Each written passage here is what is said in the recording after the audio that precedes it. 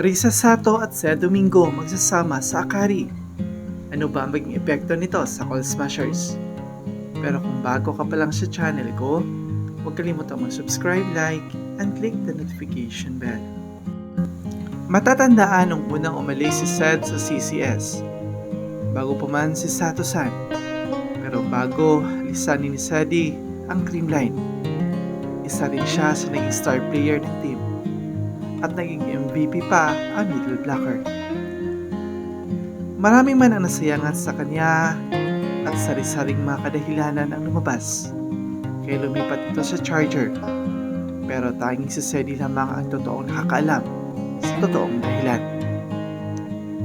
Nung una ay akala nila na malaking kawalan si Domingo sa pag-alis nito sa Call Smashers. Subalit, nakuha pa rin mag-champion ng Pink Ladies. Ang susunod naman na umalis ay si Risa at napunta sa Cherry Tigo. Tinaguri ang lucky charm ng CCS at Bonnet Girl. Dahil sa ilang beses na ding naisalba ni Risa ang Call Smashers dahil sa mga quick attack style nito na tanging siya lamang ang nakakagawa. Isa na dito ay yung laban nila versus Petrogas na mutik na nilang ikatalo at buti na lang ihinugot ni Coach Mises galing bench. Pero nang paglipat niya sa Cherry Tigo ay hindi na ganoon kaganda naging takbo ng karera. Nahinto pansamantala ang paglaro niya ng volleyball at nag-focus muna sa kanyang pamilya at nagkaroon ng anak. Pagkatapos noon ay madalas na siyang nakikita sa mga practice ng CCS at masaya ang mga fans dahil sa palitang pagbabalik nito sa court. Pero marami ang inalungkot dahil naging parte siya ng Akari Power Charger. Kampante naman ang mga fans ng CCS na kahit magsama pa si Seth at Sato sa Akari ay marami pa rin mga magagaling ng middle blocker, ang Call Smashers at isa na nga dito ay si Pans Panaga. Pero kahit ganoon pa man, suportado pa rin ng maraming fans si Risa dahil makikita niya siya ulit na maglaro kasama si Seth.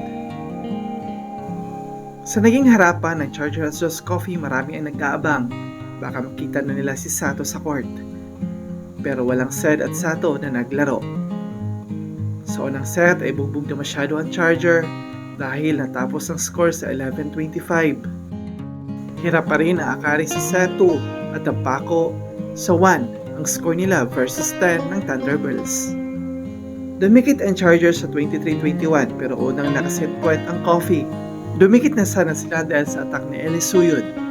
Pero sa pangalawang attack ay nagka-error ito kaya nakuha ng blue shirt ang set 2. Unti-unting nakabangon ang Akari sa set 3.